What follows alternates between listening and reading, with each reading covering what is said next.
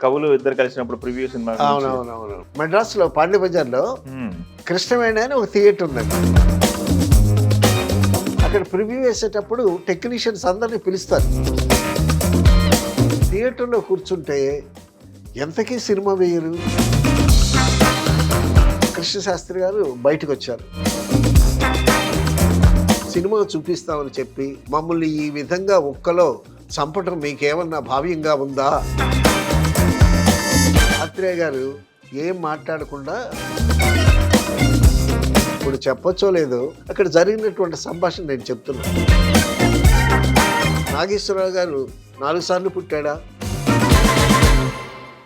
Okay. Jayakumar గారు మనకి preview గురించి ఒక సంఘటన చెప్పారు. కవులు ఇద్దరు కలిసినప్పుడు ప్రివ్యూ సినిమా గురించి. అవునవునవును. అదొకసారి చెప్పండి. అది మెడ్రాస్- ఆత్రేయ గారు కదా? ఆత్రేయ గారు, కృష్ణశాస్త్రి గారు. ఓకే. మెడ్రాస్‌లో పాండ్య బజార్‌లో హ్మ్. కృష్ణవేణి అని ఒక థియేటర్ ఉందండి. ఓకే.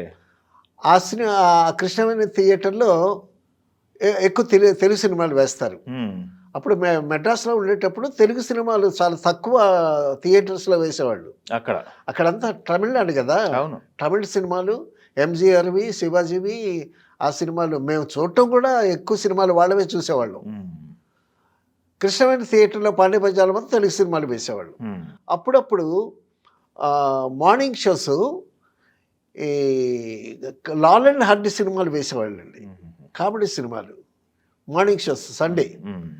దానికి ప్రతి ఆదివారం రెగ్యులర్గా బొల్లిమంత శివరామకృష్ణ గారు ఆ ఇంగ్లీష్ సినిమా చూసి వచ్చేవాడు. ఓకే. సో ఓసారి మేము అడిగాము, ఏంటి బొల్లిమంత గారు మీరేంటి చిన్నపిల్లలాగా వెళ్ళి ఆ Laurel and Hardy, Charlie Chaplin సినిమాలు చూస్తారేంటి అని అడిగితే, ఒరే ఆ కామెడీ సినిమాలు చూస్తే కామెడీ సరదాగా నవ్వుకుంటే అది చాలా ఆరోగ్యంగా మనసు ప్రశాంతంగా ఉంటుంది, హాయిగా ఉంటుంది. అందుకే నేను రెగ్యులర్గా కామెడీ సినిమాలు చూస్తాను అని చెప్పుకొచ్చాడు ఆయన. ఓకే. ఆ థియేటర్లో ఒకసారి కృష్ణశాస్త్రి గారు పాటలు రాసినటువంటి ఒక సినిమా ప్రివ్యూ వేశారు. సో ఆ ప్రివ్యూకి అక్కడ ప్రివ్యూ వేసేటప్పుడు టెక్నీషియన్స్ అందరినీ పిలుస్తారు. టెక్నీషియన్స్కి ఒక షో, ఆర్టిస్టులకు ఒక షో, డిస్ట్రిబ్యూటర్స్కి ఒక షో, అలాగే రెగ్యులర్గా వేసేవాళ్ళు అక్కడ. మెడ్రాస్లో ఆనవాయితీ ఉండేది. సో కృష్ణశాస్త్రి గారిని పిలిచారు. కృష్ణశాస్త్రి గారి ఫ్యామిలీతో పాటు నేను కూడా ప్రివ్యూకి వెళ్ళాం. వెళ్ళి థియేటర్లో కూర్చున్నామండి. థియేటర్లో కూర్చుంటే ఎంతకీ సినిమా వేయరు. సో కృష్ణశాస్త్రి గారు ఆయనకి వోకల్ కార్డ్స్ రిమూవ్ చేశారు కదా. సో ఇక్కడ ఒక ఆర్టిఫిషియల్ హోల్ పెట్టారు ఆయనకి. ఈ హోల్ ద్వారానే గాలి పీల్చడం అన్నమాట. గాలి వదలటం, పీల్చటం ఈ హోల్ ద్వారా. ఈ hole artificial hole. Artificial whole అయితే అది మూసుకుపోతుంది కదా. దానికోసమని అందులో ఒక గొట్టం, ఆ గొట్టంలో నుంచే ఆ ఊపిరి రావటం కానీ పోవటం కానీ ఆ విధంగా ఉండేది. లోపల థియేటర్లో కూర్చుంటే ఎంతకీ కాస్త సఫోకేషన్ ఫీల్ అవుతున్నాడు ఈయన కృష్ణశాస్త్రి గారు. కృష్ణశాస్త్రి గారు, బుజ్జాయి గారు మిసెస్, మనవరాలు అందరూ వెళ్ళాం థియేటర్కి. కృష్ణశాస్త్రి గారు బయటకు వచ్చారు. థియేటర్ నుంచి బయట క్యాంటీన్ అది ఉంటుంది కదా, అక్కడికి వచ్చారనమాట. అక్కడికి వచ్చి చూస్తున్నాడు ఆయన. ఎవరో ఒక అతను వచ్చాడు. వచ్చి నమస్కారం శాస్త్రి గారు అన్నాడు. మీరెవరు అని అన్నాడు. అని అంటే నేను ప్రొడక్షన్ మేనేజర్ అండి, ఈ సినిమా అదే అరేంజ్ చేశాను నేను అని అంటే. ఈయన అప్పుడు రాశాడు స్క్రిప్ట్ ప్యాడ్ మీద, మేము ఇంటి దగ్గర హాయిగా హాల్లో ఫ్యాన్ కింద చక్కగా కూర్చొని కబుర్లాడుకొని చాలా హ్యాపీగా ఉన్నాం. మమ్మల్ని సినిమా చూపిస్తామని చెప్పి ఇక్కడికి తీసుకొచ్చి ఈ 4 గోడల మధ్య ఇరికించి మమ్మల్ని ఈ విధంగా ఒక్కలో చంపటం మీకేమన్నా భావ్యంగా ఉందా అని రాశాడు. ఆయన ఏమో చదువుకుంటున్నాడు. చదువుకుంటూ చదివి తెల్లముఖం వేశాడు. ఇంతలోకి ఆత్రేయ గారు ఎదురుగా వచ్చారు. శాస్త్రి గారు బాగున్నారా అని అన్నారు. అనేసరికి మళ్ళా ఆత్రేయ గారితో రిపీట్ చేశాడు కృష్ణశాస్త్రి గారు. ఆత్రేయ, మనం ఇంటి దగ్గర హాయిగా సరదాగా హ్యాపీగా ఫ్యాన్ కింద ప్రశాంతంగా కూర్చున్న మనల్ని తీసుకొచ్చి ఈ 4 గోడల మధ్యన ఇరికించి ఈ విధంగా మనల్ని ఒక్కలో హింసించడం వీళ్ళకేమన్నా భావికంగా అని ఆయనకి రాసి చూపించాడు. చూపిస్తే ఆత్రేయ గారు చదివాడు. చదివి ఆత్రేయ గారు ఏం మాట్లాడకుండా అన్నారు ఆత్రేయ గారు. అంటే ఏంటి, ఏదో సర్దుకు పోవాలన్నట్టు అన్నారు ఆత్రేయ గారు. అనేసరికి ఈయన కోపం వచ్చింది. అప్పుడు మళ్ళా రాశాడు ఈయన, నువ్వెప్పుడు పుట్టావు అనేది రాశాడు ఆయన.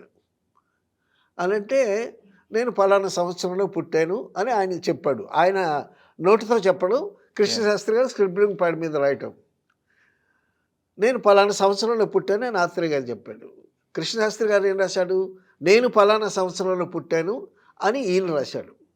రాసిన తర్వాత ఈయన కృష్ణశాస్త్రి గారు ఎప్పుడైతే పుట్టాడో ఆ సంవత్సరం నుంచి ఆత్రేయ గారు పుట్టిన సంవత్సరం మైనస్ చేసి కొన్ని సంవత్సరాల తేడా వాళ్ళిద్దరికీ.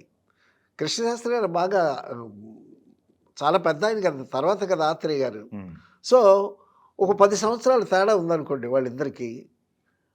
అప్పుడు ఆత్రేయ గారు ఇలా అన్నందుకు ఎక్కడ కష్టపెట్టుకుంటారో అని మళ్ళీ ఆయన్ని సబ్సైడ్ చేయటానికి, నువ్వు నాకన్నా వెనక పుట్టావు, ఎందుకు నాకన్నా ముందు పుట్టలేదు అని రాశాడు మళ్ళీ ఈయన.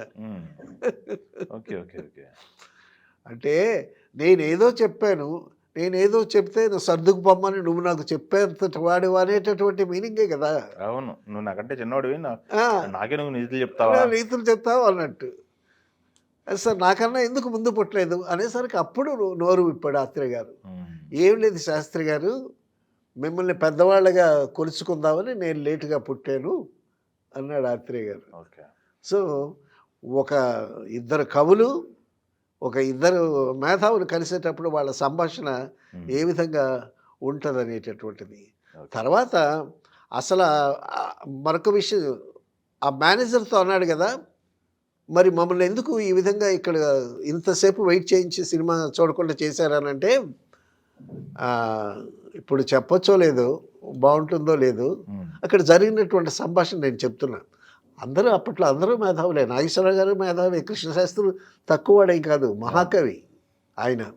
అప్పుడు ఆ మేనేజర్ చెప్పాడు, ఏం లేదండి నాగేశ్వరరావు గారు వస్తున్నారు, అందుకోసం కాస్త లేట్ అయింది అని అన్నాడు. అనేసరికి కృష్ణశాస్త్రి గారు, నాగేశ్వరరావు గారు 4 సార్లు పుట్టాడా అని రాశాడు ఈయన. అంటే ఎవరి గొప్పతనం వాళ్ళకు ఉంటుంది. అది నేనే అన్కంఫర్టబుల్ ఫీల్ అయ్యా. అప్పటికే 80 సంవత్సరాలు దరిదాపుల్లో వస్తున్నటువంటి కృష్ణశాస్త్రి గారు, ఆయన చాలా చక్కగా హాయిగా బ్రహ్మాండంగా బతికినటువంటి వ్యక్తి. సో ఆ థియేటర్లో ఆ సఫికేషన్లో ఉండటం కొంచెం ఇబ్బంది పడి, సో ఆ విధంగా ఆయన ఒక్కొక్కసారి మన మూడు బాగలేకపోతే మన లోపల నుంచి వచ్చేటటువంటి మాటలు కూడా అలా ఉంటాయండి. నేను చాలా హ్యాపీగా కంఫర్టబుల్గా ఉన్నాను అనుకోండి, మీరేం చెప్పినా నాకు బాగానే ఉంటుంది. ఎందుకంటే నేను కంఫర్టబుల్గా ఉన్నాను, నేను ప్రశాంతంగా నిర్మలంగా ఉంటే అన్నీ నిర్మలంగానే కనిపిస్తాయి. ఇవి హ్యూమన్ ఫీలింగ్స్. ఒకళ్ళని కించపరచాలని కానీ, ఒకళ్ళని ఎక్కువ చేయాలి కానీ, తక్కువ చేయాలనేటటువంటి ఉద్దేశంతో మాట్లాడిన మాటలు కావు. Okay, thank you.